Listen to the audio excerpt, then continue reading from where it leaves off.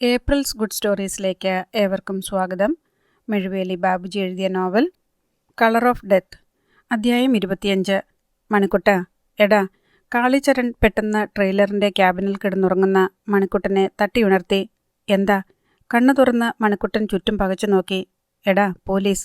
കാളിയുടെ സ്വരത്തിൽ ഒരു പതർച്ചയുണ്ടായി. എവിടെ? തലയിൽ ഒരടിയേറ്റതുപോലെ അവൻ കിടുങ്ങി. പിന്നെ വർദ്ധിച്ച നെഞ്ചിടിപ്പോടെ ഇരുവരും മുന്നിലേക്ക് നോക്കി. പോലീസ് ജീപ്പിൽ നിന്ന് ഇപ്പോൾ കാക്കിധാരികൾ പുറത്തിറങ്ങും.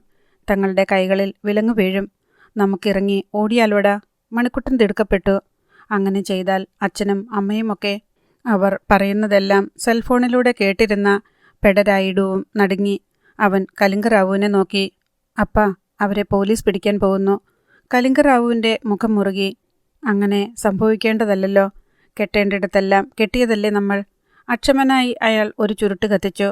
പെടരായിഡു കാളിയുടെയും മറ്റും അടുത്ത സംഭാഷണം കേൾക്കാൻ കാതോർത്തു. അപ്പോൾ ട്രെയിലറിൽ ഇതെന്താ ആരും പുറത്തിറങ്ങാത്തത്? കാളിച്ചരൺ പിറുപിറുത്തു. പെട്ടെന്ന് അവൻ വണ്ടിയിൽ പിടിപ്പിച്ചിരിക്കുന്ന ടോക്കിംഗ് ഡിവൈസിനെ കുറിച്ചോർത്തു. എല്ലാം കലിംഗറാവു അറിഞ്ഞിട്ടുണ്ടാവും. തങ്ങളെ വധിക്കാൻ ആളെ ഏർപ്പാടാക്കിയെന്നു വരും. അവൻ മണിക്കുട്ടനെ ഒന്ന് തോണ്ടി മിണ്ടരുതെന്ന് ആംഗ്യം കാണിച്ചു. അടുത്ത നിമിഷം ജീപ്പിൽ നിന്ന് ഒരു കാക്കിധാരി ഇറങ്ങുന്നത് കണ്ടു. കാളിയുടെയും മണിക്കുട്ടൻ്റെയും കണ്ണുകൾ വികസിച്ചു. ആഹ്ലാദത്തോടെ മണിക്കുട്ടൻ എന്തോ പറയാൻ ഭാവിച്ചതും കാളി അവൻ്റെ വായ് പൊത്തി. തുടർന്ന് പുറത്തേക്കിറങ്ങാൻ ആംഗ്യം കാണിച്ചു. ഇരുവരും ക്യാബിനിൽ നിന്ന് റോഡിലേക്ക് ചാടി. കാക്കിധാരി കൗതുകത്തോടെ അവരെ മാറി മാറി നോക്കി. SP Mahipal Yadav, sir. അവർ അയാൾക്കരികിലേക്ക് ഓടിച്ചെന്നു. ഡ്രൈവർ സീറ്റിൽ പോലീസ് ഡ്രൈവർ വെള്ളയനിരിക്കുന്നത് അവർ കണ്ടു. ഒട്ടും പ്രതീക്ഷിച്ചില്ല അല്ലേ? മഹിപാൽ കാളിയെ നോക്കി. ഇല്ല സർ. ശേഷം അവൻ തിരക്കി. സാറെങ്ങനെ ഇവിടെ? ഒളിവിലാണ് ഞാനെന്ന് മറ്റുള്ളവർ കരുതുന്നുണ്ടെങ്കിലും കോളാറിലും പരിസരത്തും തന്നെ ഞാനുണ്ടായിരുന്നു. അവിടെ നടക്കുന്ന എല്ലാ കാര്യങ്ങളും അറിയുന്നുണ്ടായിരുന്നു. മഹിപാൽ കൈവിരലുകൾ കോർത്ത് തലയ്ക്ക് പിന്നിലമർത്തി ഞൊട്ടവിട്ടു. ഇത് പോലീസ് ജീപ്പൊന്നുമല്ല. സ്റ്റിക്കർ ഒട്ടിച്ചെന്ന് മാത്രം. കാണുന്നവർ അങ്ങനെ കരുതിക്കോട്ടെ എന്ന് വിചാരിച്ചു. പിന്നെ യൂണിഫോം, അതുപേക്ഷിക്കാൻ നേരമായില്ല എന്നൊരു തോന്നൽ എനിക്കും വെള്ളയനും. മഹിപാൽ യാദവ് പാൻസ് അല്പം മുകളിലേക്ക് വലിച്ചിട്ടു. പെട്ടെന്നോർത്തതുപോലെ അയാൾ വെള്ളയനോട് പറഞ്ഞു. നീ ജീപ്പുമായിട്ട് പോയിക്കോ. ഹൈവേ ബ്രിഡ്ജിനടിയിൽ ഒതുക്കിയിട്. ഞാൻ വിളിക്കാം. ശരി സർ. അയാൾ ജീപ്പ് ഓടിച്ചു പോയി. നമ്മൾ പുറത്തുനിന്ന് സംസാരിക്കണ്ടല്ലോ. മാത്രമല്ല എന്നെ ആരെങ്കിലും ശ്രദ്ധിച്ചെന്നുമിരിക്കും. നമുക്ക് ട്രെയിലറിൽ കയറി ഇരിക്കാം, മഹിപാൽ പറഞ്ഞു. ശരി സാർ. പക്ഷേ കാളിയൊന്ന് നിർത്തി. എന്താടാ? അവൻ അതിനുള്ളിൽ ടോക്കിംഗ് ഡിവൈസുള്ള കാര്യം പറഞ്ഞു. സാരമില്ല, അതൊക്കെ ഞാൻ കൈകാര്യം ചെയ്യാം. അയാൾ ചിരിച്ചു. അതല്ല സാർ, പോലീസ് ജീപ്പ് ഇവിടെ എത്തിയ കാര്യം ഞങ്ങളുടെ സംസാരത്തിൽ നിന്ന് റാവുവും മറ്റും അറിഞ്ഞിട്ടുണ്ടാവും. മഹിപാൽ അത് നിസ്സാരവൽക്കരിച്ചു. അതങ്ങ് തിരുത്തി പറഞ്ഞാൽ മതിയല്ലോ. അയാൾ പറയേണ്ടത് എങ്ങനെയെന്ന് അവരെ പഠിപ്പിച്ചു. മൂവരും ട്രെയിലറിൻ്റെ ക്യാബിനിൽ കയറി. കാളിച്ചരൺ മണിക്കുട്ടനെ നോക്കി വലതു കൈയുടെ പെരുവിരൽ ഉയർത്തിക്കാണിച്ചിട്ട് സംഭാഷണം തുടങ്ങി. ഹോ, ഇപ്പോഴാ ശ്വാസം നേരെ വീണത്. ആ പോലീസുകാര് നമ്മളെ തിരക്കി വന്നതൊന്നും ആയിരുന്നില്ലടാ. അവന്മാര് മറ്റെന്തിനോ വണ്ടി ഒതുക്കിയതാ. ഹോ, എൻ്റെ ശ്വാസം നിലച്ചുപോയി കാളി. എല്ലാം തീർന്നെന്നാ ഞാൻ കരുതിയത്. ഇനി നമുക്ക് സ്വസ്ഥമായി ഉറങ്ങാമല്ലോ. സംസാരിച്ചത് മതിയെന്ന് മഹിപാൽ ആംഗ്യം കാണിച്ചു. എന്നിട്ട് ടോക്കിംഗ് ഡിവൈസിൻ്റെ ഒരു വയർ വേർപെടുത്തി. ഇനി നമുക്ക് എന്തും പറയാം. അവന്മാർക്ക് സംശയം തോന്നാതിരിക്കാൻ വല്ലപ്പോഴും വയർ പിടിപ്പിച്ചിട്ട് നിങ്ങൾ എന്തെങ്കിലും പറഞ്ഞാൽ മതി. മഹിപാൽ മീശത്തുമ്പ് മുകളിലേക്കൊന്ന് തള്ളിവെച്ചു. സ്വർണമാണ് അല്ലേ പൈപ്പുകളിൽ? അതെ. കാളിച്ചരണും മണിക്കുട്ടനും എല്ലാം പറഞ്ഞു. തൻ്റെ കുടുംബത്തെ കലിംഗറാവു പിടിച്ചു വച്ചിരിക്കുന്നതടക്കം. മഹിപാൽ എല്ലാം ശ്രദ്ധയോടെ കേട്ടു. പിന്നെ തിരക്കി. എന്താ നിന്റെ പ്ലാൻ? കാളി നിവർന്നിരുന്നു. 1. ഈ സ്വർണം ഒരിക്കലും കലിംഗറാവുവിന് പ്രയോജനപ്പെടാൻ പാടില്ല. 2. യാത്രക്കിടയിൽ തന്നെ എനിക്കെൻ്റെ കുടുംബത്തെ മോചിപ്പിക്കണം. അവൻ വിശദീകരിച്ചു. മഹിപാലിന് അത് തൃപ്തികരമായിരുന്നു. കലിംഗറാവു അന്വേഷിച്ചാൽ ട്രെയിലർ കേരളത്തിലേക്ക് പോയിക്കൊണ്ടിരിക്കുകയായിരിക്കും. എന്നാൽ യഥാർത്ഥത്തിലുള്ള ദൗത്യം നാഗരാജനെയും മറ്റും മോചിപ്പിക്കുകയായിരിക്കും, മഹിപാൽ പറഞ്ഞു. ഈ ഓപ്പറേഷന് നമ്മുടെ കൂടെ ഒരാൾ കൂടി ജോയിൻ ചെയ്യും സാർ, മണിക്കുട്ടൻ അറിയിച്ചു. അതാര്? വാസുകി. കാളി നേരത്തെ അവളെക്കുറിച്ച് മഹിപാലിനോട് പറഞ്ഞിട്ടുണ്ട്. അത് നന്നായി കാളി. അവൾക്ക് ട്രെയിലർ ഓടിക്കാൻ കഴിയുമല്ലോ. കഴിയും സാർ. എങ്കിൽ നിങ്ങളോടൊപ്പം ഞാനും വെള്ളയനും കൂടി ഉണ്ടാവും, വിജയം വരെ. മഹിപാൽ അവൻ്റെ കയ്യിൽ പിടിമുറുക്കി. അല്ലാതെ എനിക്കിനി വേറെ ബന്ധുക്കളാരുമില്ലല്ലോ. ആ ശബ്ദം പതറി. കാളിക്ക് സങ്കടം തോന്നി. എങ്കിലും പെട്ടെന്ന് ആത്മവിശ്വാസം വർദ്ധിച്ചതുപോലെ ഒരനുഭവം. അവൻ ഓർത്തു, തനിക്ക് വേണ്ടി കോളാറിലെ ജനങ്ങളും എന്തിനും തയ്യാറാകും. ആവശ്യമെങ്കിൽ അവരെയും ഉപയോഗിക്കാം. പെട്ടെന്ന് അവൻ ഫോണെടുത്ത് ഇമ്പദോസിനെയും ധനരാജിനെയും മറ്റും വിളിച്ചു. ഫോൺ വയ്ക്കുമ്പോഴേക്കും ട്രെയിലറിന് പിന്നിൽ ഒരു ബൊലീറോ വന്നു നിന്നു. റിയർവ്യൂ മിററിലൂടെ കാളി കണ്ടു. അതിൻ്റെ ഡ്രൈവർ സീറ്റിൽ വാസുകി. സർ, അവൾ വന്നു. ആഹ്ലാദത്തോടെ കാളി മഹിപാലിൻ്റെ നേരെ തിരിഞ്ഞു. നീ അങ്ങോട്ട് ചെല്ലടാ. കാളി ട്രെയിലറിൽ നിന്ന് ഇറങ്ങി. ബൊലീറോയുടെ കോ ഡ്രൈവർ സീറ്റിൽ ചീറ്റയും ഉണ്ടായിരുന്നു. അവിടുത്തെ ഡോർ തുറന്ന് കാളി ചീറ്റയുടെ അരികിൽ കയറിയിരുന്നു. അത് സ്നേഹത്തോടെ ഒരു ശബ്ദം പുറപ്പെടുവിച്ചു. പിന്നെ അവൻ്റെ കവിളിൽ നക്കി. പോടാ. കാളി അവൻ്റെ ശിരസിൽ തടവിക്കൊണ്ട് വാസുകിയെ ശ്രദ്ധിച്ചു. വിഷമഭാവത്തിൽ അവനെ തന്നെ ശ്രദ്ധിച്ചിരിക്കുകയായിരുന്നു അവളും. ഏയ്, എന്താടി പാമ്പേ? കാളി കൈനീട്ടി വാസുകിയുടെ തോളിൽ തട്ടി. ഒന്നുമില്ല. അവളുടെ കവിളുകളിലേക്ക് 2 തുള്ളികൾ അടർന്നു. എൻ്റെ കുടുംബം സുരക്ഷിതരാണല്ലോ അല്ലേ? ഇപ്പോൾ വരെ അങ്ങനെയാ. എന്നാൽ പെട്ടെന്ന് അവരെ രക്ഷിക്കണം കാളി. കാരണം കലിംഗ റാവുവിൻ്റെ ആ മകനില്ലേ, പെഡരായിഡു. അതെ, അവനെ വിശ്വസിക്കാൻ പറ്റില്ല. പ്രത്യേകിച്ചും സ്ത്രീ വിഷയത്തിൽ. കാളിക്ക് അപകടം മണത്തു. എവിടെയാണ് അവരെ പാർപ്പിച്ചിരിക്കുന്നതെന്ന് നിനക്കറിയാമല്ലോ അല്ലേ? അറിയാം. വാസുകി തലയാട്ടി. 10-15 മിനിറ്റത്തെ യാത്രയുണ്ട് അവിടെ എത്താനെന്ന് മാത്രമേ എനിക്കറിയൂ. അവൻ പറഞ്ഞു. ഇല്ലല്ലോ. കാളിച്ചരൺ അത്ഭുതപ്പെട്ടു. അവൻ പുരുകം ചുളിച്ചു. ഞങ്ങളെ അത്രയും സമയം കൊണ്ടാണല്ലോ അവർ അവിടെ എത്തിച്ചത്. വാസുകിയുടെ ചുണ്ടിൽ ഒരു പുച്ഛച്ചിരി വന്നു. അത് നിങ്ങളെ പറ്റിക്കാൻ വേണ്ടി അവർ ചെയ്തതാ. വെറുതെ കുറേ ദൂരം വണ്ടി ഓടിച്ചിട്ട് തിരികെ അവിടേക്ക് കൊണ്ടുവരികയായിരുന്നു.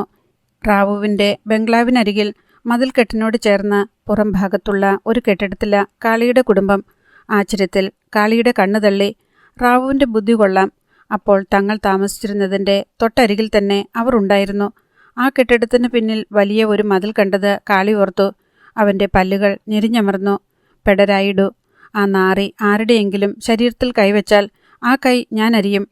വല്ലതും സംഭവിച്ചു കഴിഞ്ഞിട്ട് പ്രതികാരം ചെയ്യുന്നതിനേക്കാൾ നല്ലത് സംഭവിക്കാതെ നോക്കുന്നതല്ലേ കാളി? അവളുടെ ചോദ്യം ശരിയാണെന്ന് അവനറിയാം. ഇന്ന് രാത്രിയിൽ തന്നെ അവരെ രക്ഷപ്പെടുത്തണം. അല്ലെങ്കിൽ പെഡരായിഡു. ഓർക്കുമ്പോൾ തന്നെ അവൻ്റെ കാലിൽ നിന്നൊരു പെരുപ്പ് മുകളിലേക്ക് അരിച്ചു കയറുകയാണ്. ആ സമയത്ത് കലിംഗ റാവുവിൻ്റെ ഒരു ഭൃത്യൻ നാഗരാജനും കുടുംബത്തിനുമുള്ള ഭക്ഷണവുമായി പോകുകയായിരുന്നു. മതിലിൽ നിർമ്മിച്ചിട്ടുള്ള ഇരുമ്പിൻ്റെ ഒരു പോക്കറ്റ് ഡോർ തുറന്നാൽ ആ കെട്ടിടത്തിലെത്താം. ആ വിധത്തിലായിരുന്നു നിർമ്മാണം. ഭൃത്യൻ ആ വാതിൽ തുറക്കുമ്പോൾ പിന്നിൽ പെഡരായിഡു. അയാൾ ഒന്ന് ഞെട്ടി. പെഡരായിഡു കണ്ണിറുക്കി. നമ്മുടെ അതിഥികളെ ഞാനും കൂടി ഒന്ന് പരിചയപ്പെടുത്തേടാ. ഭൃത്യന് കാര്യം മനസ്സിലായി. തങ്ങളുടെ ഭാവി തുലാസിലാടുന്നത് മനസ്സിലാക്കി ചിന്താധീനരായി ഇരിക്കുകയായിരുന്നു നാഗരാജനും കുടുംബവും. പെഡരായിഡുവിനെ കണ്ടപ്പോൾ അവർ പെട്ടെന്ന് എഴുന്നേറ്റു. പെഡരായിഡു അപൂർവയെയും വിശ്വജാലയെയും മാത്രമേ ശ്രദ്ധിച്ചുള്ളൂ.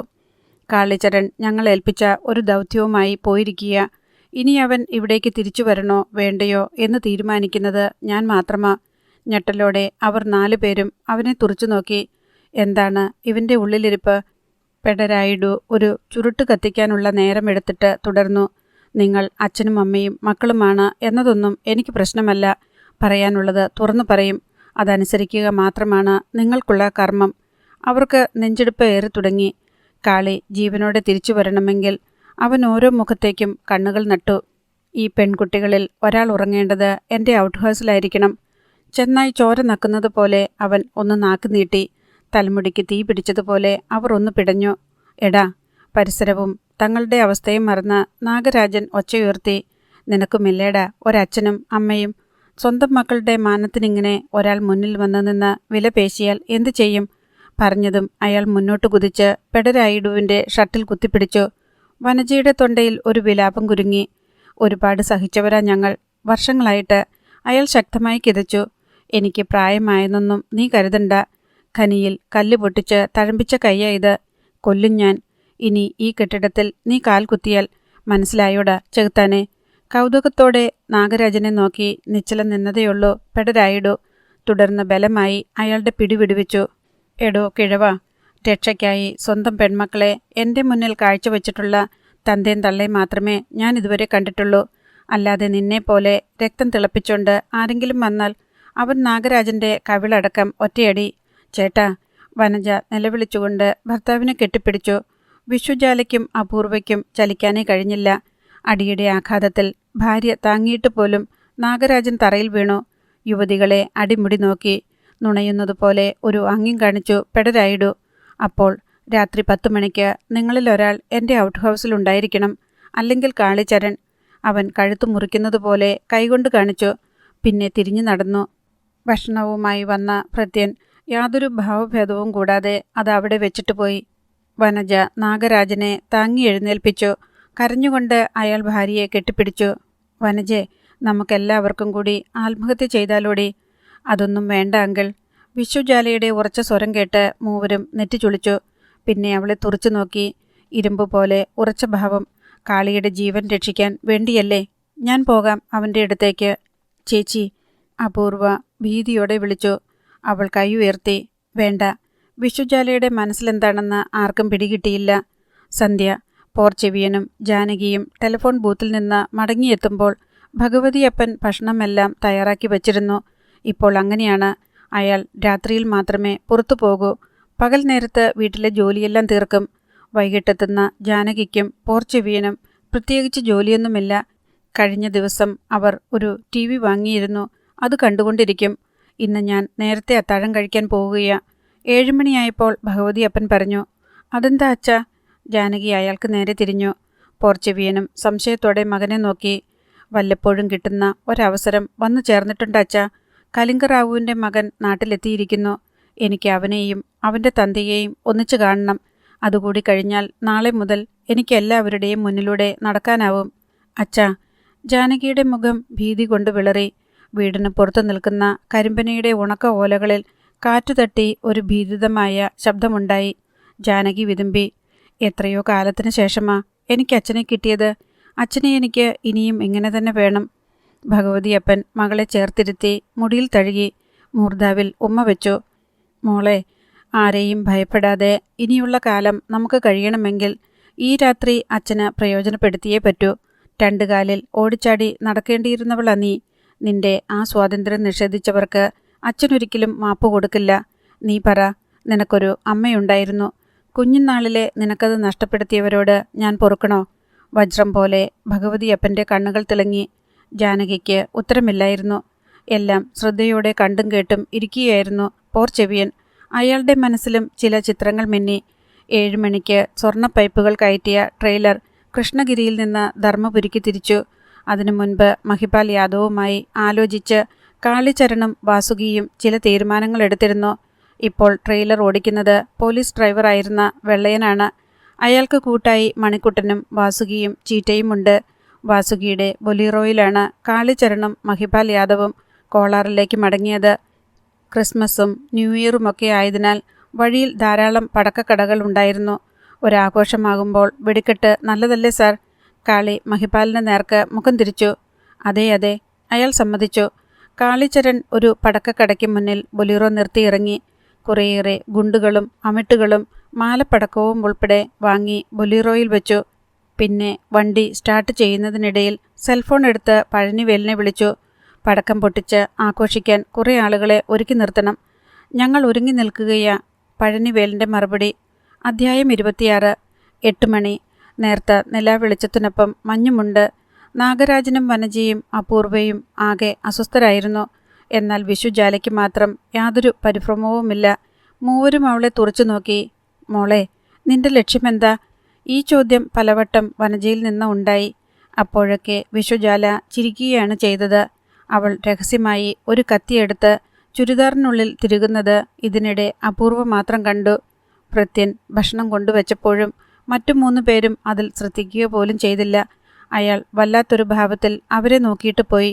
നല്ല വിശപ്പുണ്ട്. എല്ലാവരെയും അമ്പരപ്പിച്ചുകൊണ്ട് വിശ്വജാല മാത്രം കഴിച്ചു.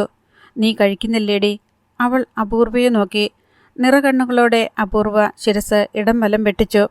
ഭക്ഷണം കഴിഞ്ഞ് വിശ്വജാല ബാത്റൂമിലേക്ക് പോയി. അപ്പോഴേക്കും അവളുടെ നിയന്ത്രണം വിട്ടു. മറ്റുള്ളവരുടെ മുന്നിൽ ധൈര്യം ഭാവിച്ചിരുന്നെങ്കിലും അവളുടെ ഉള്ളം വിറകൊള്ളുകയായിരുന്നു.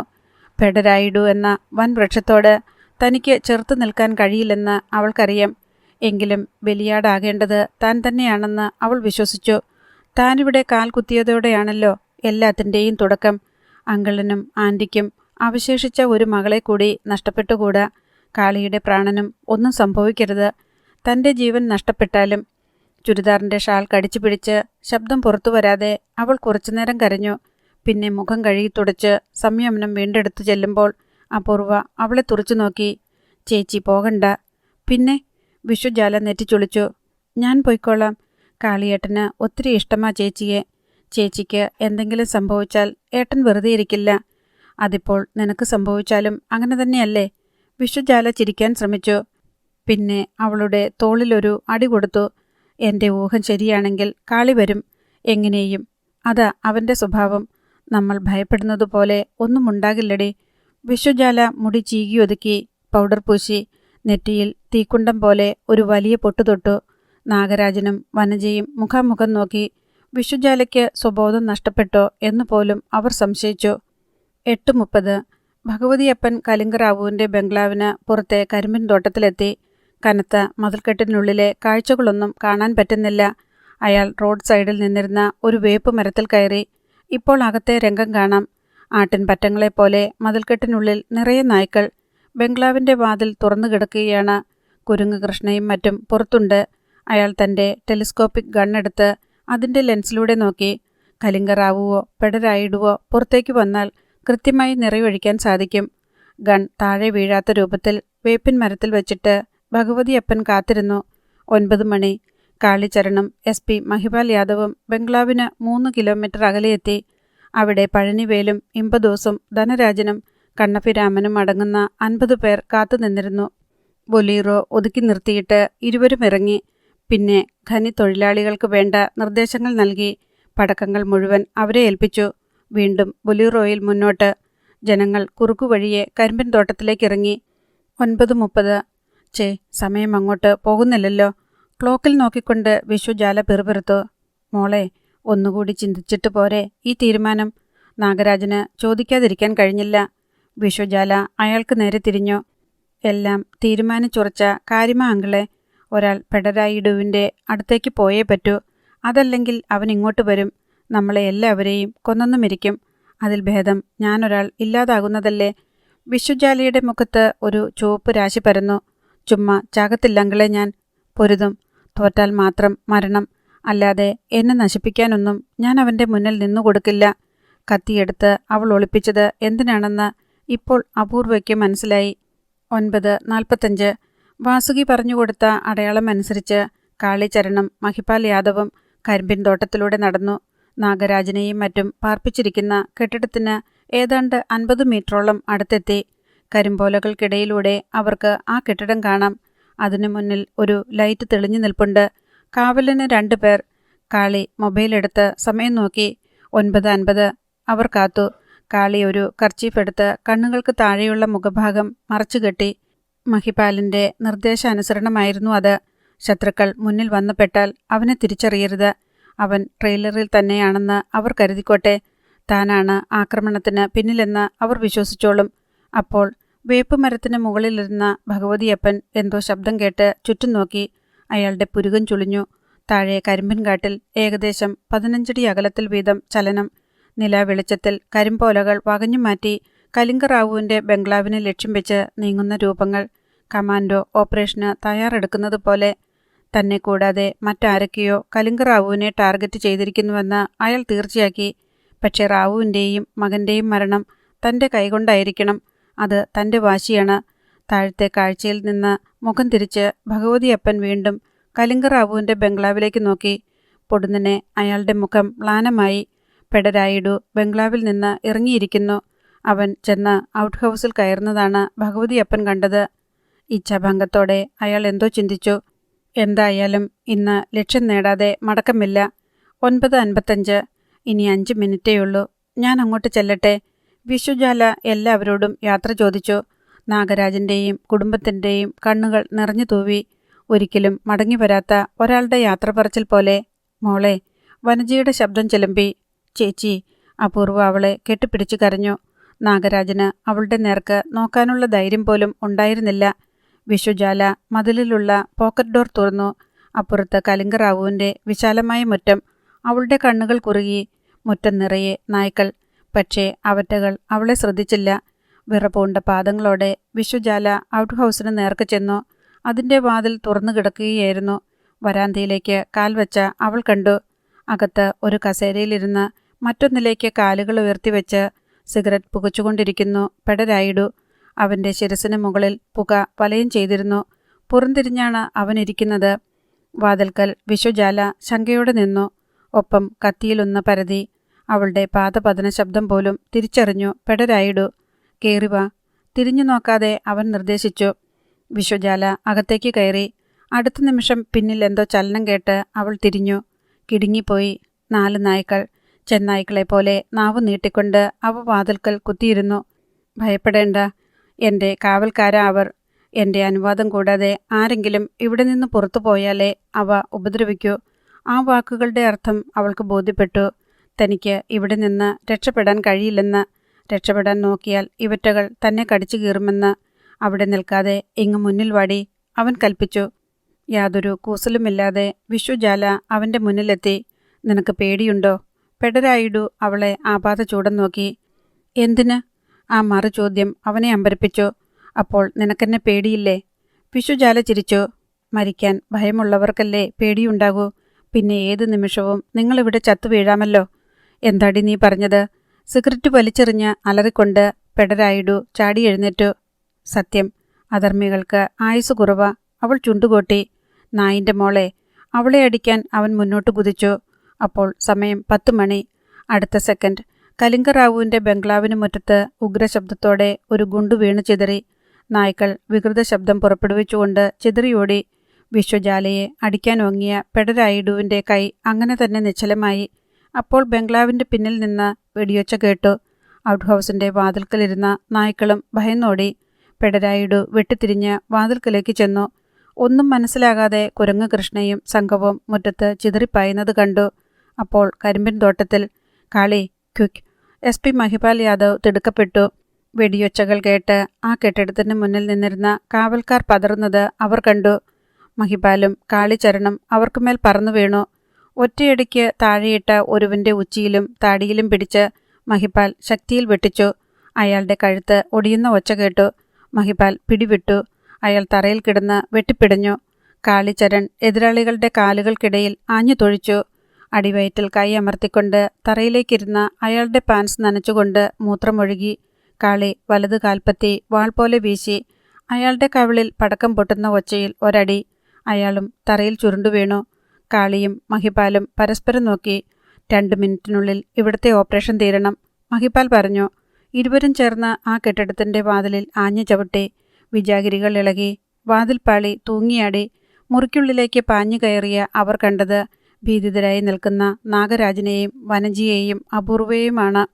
കാളി തൻ്റെ മുഖത്തെ കർച്ചീഫ് വലിച്ചു നീക്കി. അവനെ കണ്ടപ്പോൾ അവർക്ക് ആഹ്ലാദമായി. മോനെ. വനജ അവനെ കെട്ടിപ്പിടിച്ചു. അവളെവിടെ? വിശ്വജാല. തിരക്കിയത് മഹിപാലാണ്. ഔട്ട് ഹൗസിലേക്ക് പോയി. ഏതാനും വാചകത്തിൽ അപൂർവ വിവരം പറഞ്ഞു. നിങ്ങൾ 3 പേരും പുറത്തിറങ്ങി കരിമ്പൻ തോട്ടത്തിൽ നിൽക്കണം. ഞങ്ങൾ അവളെയും കൊണ്ട് അവിടെ എത്തും. മഹിപാൽ വെളിയിലേക്ക് കൈ ചൂണ്ടി. മൂവരും കരിമ്പിൻ തോട്ടത്തിലേക്ക് ഓടി. കലിംഗറാവുവിൻ്റെ ബംഗ്ലാവിന് ചുറ്റുപാട് നിന്ന് ഗുണ്ടുകൾ പാഞ്ഞു വന്നുകൊണ്ടിരുന്നു. തീപിടിച്ച ഒരു പാമ്പ് അന്തരീക്ഷത്തിലൂടെ വളഞ്ഞു പൊളിഞ്ഞ് പറന്നു വരുന്നത് പോലെ മാലപ്പടക്കം ഗേറ്റിന് നേർക്ക് പാഞ്ഞു വന്നു. അവിടെ നിന്നിരുന്നവർ പിന്തിരിഞ്ഞോടി. എങ്ങും വെടിമരുന്നിൻ്റെ ഗന്ധവും പുകയും. ബംഗ്ലാവിനുള്ളിൽ നിന്ന് കലിംഗറാവു ഓടിയെത്തി. കുരങ്ങേ. അയാൾ അലറി വിളിച്ചു. എന്താടാ ഇത്? അറിയില്ല സാബ്. പടക്കത്തിൻ്റെ ഒച്ചയിൽ അയാളുടെ ശബ്ദമലിഞ്ഞു. പുറത്തു മുഴുവൻ ആളുകളാണെന്ന് തോന്നുന്നു. വിടരുത് ഒരു പട്ടിയെയും. എല്ലാത്തിനെയും കൊന്നുകള. എന്തു വേണമെന്നറിയാതെ പകച്ചു നിൽക്കുകയായിരുന്നു പെടരായിഡു. അവൻ കോപത്തോടെ വിശ്വജാലയെ നോക്കി. ഇങ്ങനെയൊക്കെ സംഭവിക്കുമെന്ന് നിനക്കറിയാമായിരുന്നു അല്ലേടി? അതെ, ധൈര്യത്തോടെ അവൾ പ്രതിവചിച്ചു. ആരാടി വന്നിരിക്കുന്നത്? അവൻ അവളുടെ കവിളടക്കം ഒന്ന് പൊട്ടിച്ചു. ദൈവം. അവൾ ചിരിച്ചു. പക്ഷേ ചുണ്ടുപൊട്ടി ചോര വന്നു. വെട്ടിത്തിരിഞ്ഞ് അവൻ പുറത്തിറങ്ങി. എന്നിട്ട് ഔട്ട് ഹൗസിൻ്റെ വാതിൽ വലിച്ചടച്ച് പുറത്തുനിന്ന് ഒടാമ്പലിട്ടു. പിന്നെ ബംഗ്ലാവിലേക്ക് ഓടി. തുരുതുരെ ഗുണ്ടുകളും അമിട്ടുകളും പടക്കങ്ങളും 4 പാട് നിന്നും വന്നുകൊണ്ടിരുന്നു. ഉത്സവ പറമ്പിലേതുപോലെ. കലിംഗറാവു അകത്തേക്ക് വലിഞ്ഞു. വാതിൽ വീണ്ടും തുറക്കുന്ന ശബ്ദം കേട്ട് വിശ്വജാല തിരിഞ്ഞു. മുന്നിൽ മഹിപാൽ യാദവും മറ്റൊരാളും. സർ. അവളുടെ ശബ്ദത്തിൽ ആഹ്ലാദം അലതല്ലി. പെട്ടെന്ന് കാളിചരൺ കർച്ചീഫ് മാറ്റി. കാളി. സംസാരിക്കാൻ നിൽക്കാതെ അവൻ അവളുടെ കൈക്ക് പിടിച്ചു വലിച്ചു. വേഗം വാടി. കാളി. മഹിപാൽ വിളിച്ചു പറഞ്ഞു. നീ എല്ലാവരെയും കൊണ്ട് വേഗം പൊയ്ക്കോ, ഞാൻ പിന്നീട് വന്നോളാം. അതു വേണ്ട, സാറും വരണം, കാളി നിർബന്ധിച്ചു. ഇവരെ രക്ഷപ്പെടുത്തിയിട്ട് നമുക്ക് കലിംഗറാവുവിനെ ഒന്നിച്ചു കാണാം. ഒന്ന് ചിന്തിച്ചിട്ട് മഹിപാൽ സമ്മതിച്ചു. അവർ ഇങ്ങോട്ട് വന്ന വഴി തന്നെ പുറത്തേക്ക് പോയി. ഗേറ്റിലൂടെ ജനങ്ങൾ അകത്തേക്ക് ഓടിക്കയറുകയാണ്. കലിംഗറാവു പോലീസിന് ഫോൺ ചെയ്തു. മുന്നിൽ കണ്ടവരെയൊക്കെ ജനങ്ങൾ കുറുവടികളും മറ്റുമായി ആക്രമിച്ചു. പൂന്തോട്ടത്തിലെ ലൈറ്റുകൾ തല്ലിപ്പൊട്ടിച്ചു. അവരെ തടുക്കാൻ കലിംഗറാവുവിൻ്റെ ഗുണ്ടകൾക്കായില്ല. വെടിയൊച്ചകൾ കേട്ടതോടെ നായ്ക്കളും പിന്നെ അവിടേക്ക് വന്നില്ല. കുരങ്ങ് കൃഷ്ണയും കൂട്ടരും എപ്പോഴേ അടിയേറ്റു വീണു. തനിക്ക് മുന്നിലെത്തിയവരെ ആക്രമിക്കാനായി പെടരായിഡു കൈകൾ വിരിച്ചു പിടിച്ചു. വാടാ വാ, നിന്റെയൊക്കെ അഹങ്കാരം ഞാൻ തീർത്തു തരാം. അവന് പക്ഷേ ആരെയും തൊടാൻ കഴിഞ്ഞില്ല. അതിനു മുൻപ് നെഞ്ചിൽ ഒരു തോക്കിൻകുഴൽ അമർന്നു. ഭഗവതിയപ്പൻ, എങ്കിൽ നീ അഹങ്കാരം തീർക്കുന്നതെന്നോ കാണിച്ചേടാ. പെടരായിഡു ഞെട്ടലോടെ മുന്നിൽ നിൽക്കുന്നയാളിൻ്റെ മുഖത്തേക്കും തോക്കിൻകുഴലിലേക്കും മാറി മാറി നോക്കി. എവിടെയോ കണ്ട നേരിയ ഓർമ്മ പോലെ, പക്ഷെ വ്യക്തമല്ല. അങ്ങോട്ട് നടക്കടാ, ഭഗവതിയപ്പൻ കൽപ്പിച്ചു. അല്ലെങ്കിൽ തിമ്മക്കയും മക്കളും രുദ്രേഷ് ഗൗഡയും പോയ വഴിക്ക് തന്നെ നീയും ഇപ്പോൾ പോകും. പെടരായിഡുവിൻ്റെ നട്ടലിനുള്ളിൽ ഒരു വിറയലുണ്ടായി. അപ്പോൾ ഇവനാണവരെ നടക്കാൻ. കല്ല് പിളരുന്നതുപോലെ ഭഗവതിയപ്പൻ്റെ ഒച്ച. പെടരായിഡു പിന്നോട്ട് നടന്നു. തറയിൽ കിടന്ന കുരങ്ങ് കൃഷ്ണയും മറ്റും ഇത് കാണുന്നുണ്ടായിരുന്നു. ഭഗവതിയപ്പൻ പെടരായിഡുവിനെ ബംഗ്ലാവിനുള്ളിലേക്ക് നടത്തി. ഇമ്പദോസും ധനരാജും പഴനിവേലും മറ്റാളുകളുമൊക്കെ ഭഗവതിയപ്പനെ തുറച്ചുനോക്കി നിന്നു. ആർക്കും അയാളെ മനസ്സിലായില്ല. മനസ്സിലായത് ഒന്നു മാത്രം, കലിംഗറാവുവിൻ്റെയും മകൻ്റെയും ശത്രുവാണ് ഇവനും. അയാൾക്ക് പിന്നാലെ അവരും ബംഗ്ലാവിലേക്ക് കയറി. കോടികൾ വിലമതിക്കുന്ന കലിംഗറാവുവിൻ്റെ ബംഗ്ലാവിനകം അവർ കാണുന്നത് ആദ്യം. സർവരിലും ഇനി എന്തു സംഭവിക്കുമെന്ന ഉത്കണ്ഠ. കലിംഗറാവു. ബംഗ്ലാവിൻ്റെ വിശാലമായ സിറ്റിംഗ് ഹാളിൽ സിംഹഗർജനം പോലെ ഭഗവതിയപ്പൻ്റെ ശബ്ദം മുഴങ്ങി. കലിംഗറാവുവും ഭാര്യ നാഗമ്മയും ഓടിവന്നു. മുന്നിലെ കാഴ്ച അവരെ നടുക്കി. ആരടാ നീ? മാറ്റട തോക്ക്. കലിംഗറാവു ഒരു പിസ്റ്റൾ ചൂണ്ടി. പുല്ല്. ഭഗവതിയപ്പൻ ചിരിച്ചു. ആനയുടെ മസ്തകം പിളർത്താൻ ശക്തിയുള്ള ഈ തോക്കിനു മുന്നിലാണോടാ നിന്റെ പൊട്ടാസ് പെട്ടി? മാറ്റാനാണെങ്കിൽ ഇവൻ്റെ നെഞ്ചിൻകൂട്ടിൽ ഞാനിതിങ്ങനെ കുത്തിപ്പിടിച്ചോണ്ട് നിൽക്കണോടാ? ഭഗവതിയപ്പൻ തുടർന്നു. കൊല്ലാൻ വന്നതാ ഞാൻ. കൊന്നേച്ചേ പോകൂ. ഇവനെ മാത്രമല്ല, നിന്നെയും നിന്റെ ഭാര്യയെയും. കോളാറിലിനി അവശേഷിക്കുന്ന നീ എന്ന ക്യാൻസറിനെ എന്നേക്കുമായി ഞാൻ ഇല്ലാതാക്കും. നീ ആരാ? കലിംഗറാവുവിൻ്റെ ശബ്ദം വിറച്ചു. ഞാൻ. ഭഗവതിയപ്പൻ ബാക്കി പറയും മുൻപ് പിന്നിൽ ജനത്തിൻ്റെ ആരവം. തോക്കും മാറ്റാതെ ഭഗവതിയപ്പൻ തിരിഞ്ഞു നോക്കി. അയാളിൽ ഒരു ഞെട്ടലുണ്ടായി. പോർച്ചെവിയൻ. അധ്യായം 27. അച്ഛൻ. ഭഗവതിയപ്പൻ്റെ തൊണ്ടയിൽ ഒരു ശബ്ദം പിടഞ്ഞമർന്നു. അച്ഛൻ ഇവിടേക്ക് വന്നതെന്തിന്? പഴയ പകയുടെ കണക്കുകൾ തീർക്കാനോ? അതോ തന്നെ സഹായിക്കാനോ? പോർച്ചെവിയൻ പെടരായിഡുവിനെ മാത്രം ശ്രദ്ധിച്ചുകൊണ്ട് അവൻ്റെ മുന്നിലേക്ക് വന്നു. എന്നിട്ട് നാരായ കത്തിയും സയനൈഡ് കുപ്പിയും പാൻസിൻ്റെ പോക്കറ്റിൽ നിന്നെടുത്തു. കലിംഗറാവുവിൻ്റെയും പെടരായിഡുവിൻ്റെയും ഉള്ളിൽ വിറയൽ പടർന്നു. എടാ. കലിംഗറാവു പിസ്റ്റൾ പോർച്ചെവിയന് നേർക്ക് നീട്ടി. വേണ്ട റാവു, നിന്റെ മകൻ്റെ നെഞ്ചിൻകൂട് തകർക്കാൻ കുത്തിനിൽക്കുന്ന ഈ തോക്കിൻ്റെ മുന്നിൽ അവിവേകം കാണിക്കില്ലേ? ഭഗവതിയപ്പൻ മുരണ്ടു. കലിംഗറാവു ഒന്നറച്ചു. നാഗമ്മ വേവലാതിയോടെ നിൽക്കുകയാണ്. പെടരായിഡുവിൻ്റെ ഇമകൾ വല്ലാതെ വെട്ടി. പോർച്ചെവിയനെ അവൻ തിരിച്ചറിഞ്ഞു. അവൻ്റെ ഓർമ്മയിൽ ആ രാത്രി മിന്നി. ഇനിയൊരിക്കലും ആർക്കും ഖനിയിലേക്കുള്ള രഹസ്യവഴി പറഞ്ഞു കൊടുക്കാതിരിക്കാൻ താനാണ് ഇയാളുടെ നാവ് അറുത്തുമാറ്റിയത്. പോർച്ചെവിയൻ സൈനൈഡ് കുപ്പി തുറന്ന് കത്തി അതിൽ മുക്കി. പിന്നെ കുപ്പി വലിച്ചൊരേറ്. ഇനി അത് ആവശ്യമില്ലെന്ന മട്ടിൽ. ഈ നിമിഷത്തിനു വേണ്ടിയാണ് അയാൾ നാരായ കത്തിയും സൈനൈഡുമായി നടന്നത്. പഴനിവേലിനും കണ്ണഭിരാമനുമൊക്കെ അത് മനസ്സിലായി. അടുത്ത നിമിഷം പോർച്ചെവിയൻ വായ് തുറന്ന് ഒരു വികൃത ശബ്ദം പുറപ്പെടുവിച്ചു. ഒപ്പം മാറി നിൽക്കാൻ ഭഗവതിയപ്പനെ ആംഗ്യം കാണിച്ചു. തോക്ക് ചൂണ്ടിക്കൊണ്ട് തന്നെ ഭഗവതിയപ്പൻ പിന്നിലേക്ക് മാറി. വേണ്ട. പെടരായിഡു നിലവിളിച്ചു. ആ ക്ഷണം പോർച്ചെവിയൻ നാരായ കത്തി ആഞ്ഞെറിഞ്ഞു. മിന്നൽ പോലെ അത് പെടരായിഡുവിന് നേരെ പറക്കുന്നത് മറ്റുള്ളവർ കണ്ടു. മോനെ. അലറി വിളിച്ചുകൊണ്ട് നാഗമ്മ പെടരായിഡുവിന് മുന്നിലേക്ക് ചാടി. പെട്ടെന്ന് ഗ്ലാസ് ഭിത്തിയിൽ മുട്ടിയതുപോലെ അവർ നിന്നു. ഭഗവതിയപ്പനും ജനങ്ങളും കണ്ടു നാഗമ്മയുടെ കഴുത്തിൽ തുളഞ്ഞിറങ്ങിയിരിക്കുന്ന നാരായ കത്തി. അമ്മ. പെടരായിഡു അലറി. നാഗേ. കലിംഗറാവുവും നിലവിളിച്ചു. അടുത്ത സെക്കൻഡിൽ നാഗമ്മ തറയിൽ വീണു. ഒന്ന് പിടയാനുള്ള അവസരം പോലും ലഭിച്ചില്ല. അവരുടെ വായിൽ നിന്ന് വെളുത്ത പത പുറത്തേക്ക് തള്ളി. എടാ. പെടരായിഡു പോർച്ചെവിയനെ ആക്രമിക്കാനാഞ്ഞു. നോ. ഭഗവതിയപ്പൻ്റെ വിരൽ ട്രിഗറിൽ അമർന്നു നിന്നു. പെട്ടെന്ന് പുറത്ത് പോലീസ് വാഹനങ്ങളുടെ മൂളൽ. പോലീസ്. ജനം പതറി. ഭഗവതിയപ്പനും ഒന്ന് തിരിഞ്ഞു. അപ്പോൾ പെടരായിഡു തൻ്റെ നേർക്ക് നിന്ന തോക്ക് തട്ടി. ഭഗവതിയപ്പൻ ട്രിഗർ ആഞ്ഞമർത്തി. ഭിത്തിയിൽ തൂക്കിയിരുന്ന കലിംഗറാവുവിൻ്റെ പിതാവിൻ്റെ ഫോട്ടോ ചിതറി വീണു. ഓടിക്കോ, ആരോ പറയുന്നു. ആ ക്ഷണം കൂട്ടത്തിലൊരാൾ മെയിൻ സ്വിച്ച് ഓഫ് ചെയ്തു. സർവത്ര ഇരുട്ട്. തൻ്റെ കയ്യിൽ പിടിച്ചുകൊണ്ട് ആരോ ഓടുന്നത് ഭഗവതിയപ്പൻ അറിഞ്ഞു. സ്പർശനത്തിൽ നിന്ന് തന്നെ അയാൾക്ക് ആളെ വ്യക്തമായി. അച്ഛൻ. DYSP ശേഷണ്ണയുടെ നേതൃത്വത്തിലുള്ള പോലീസ് സംഘം മുറ്റത്തു വന്നിറങ്ങിയ നിമിഷമാണ് ലൈറ്റുകൾ അണഞ്ഞത്. കാട്ടുമൃഗങ്ങൾ പായുന്നതുപോലെ മുന്നിൽ നിഴലുകൾ പിടയ്ക്കുന്നത് അവർ കണ്ടു. റാവു സാബ്. ബംഗ്ലാവിൻ്റെ വാതിൽക്കിലേക്ക് തിരിഞ്ഞ ശേഷണ്ണ ഉച്ചത്തിൽ വിളിച്ചു. കലിംഗറാവു വിളി കേട്ടില്ല. പെടരായിഡു ഒരു ടോർച്ച് തപ്പിയെടുത്തുകൊണ്ടുപോയി മെയിൻ സ്വിച്ച് ഓൺ ചെയ്തു. ഇൻവേർട്ടർ പ്രവർത്തിക്കേണ്ടതായിരുന്നു. എന്നാൽ അതിൻ്റെ വയറുകൾ മുറിച്ചിട്ടിരിക്കുന്നത് അവൻ കണ്ടു. വെളിച്ചം വന്നപ്പോൾ ശേഷണ്ണ അകത്തേക്ക് ഓടിച്ചെന്നു. തറയിൽ നിശ്ചലം കിടക്കുന്ന നാഗമ്മയെയും പതറി നിൽക്കുന്ന കലിംഗറാവുവിനെയുമാണ് അയാൾ കണ്ടത്. എന്താ സാബ് ഉണ്ടായത്? കോളാറിലെ ആ തെണ്ടികൾ എൻ്റെ നാഗമ്മയെ കൊന്നു. ഒന്നിനെയും വിടരുത്. ശവം ഒന്നിന് ഞാൻ 50 ലക്ഷം വീതം തരും. അതല്ലെങ്കിൽ നിങ്ങൾ ചോദിക്കുന്നതെന്തും. സ്വർണമോ ഭൂമിയോ?